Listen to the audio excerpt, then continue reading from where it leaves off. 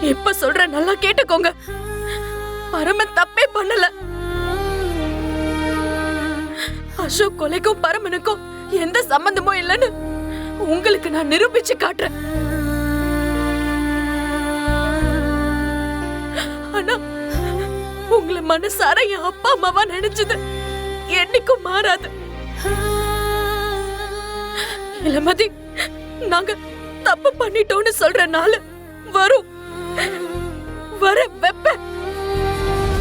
அதுக்கப்புறம் நான் இந்த வீட்டுக்குள்ள வரேன்.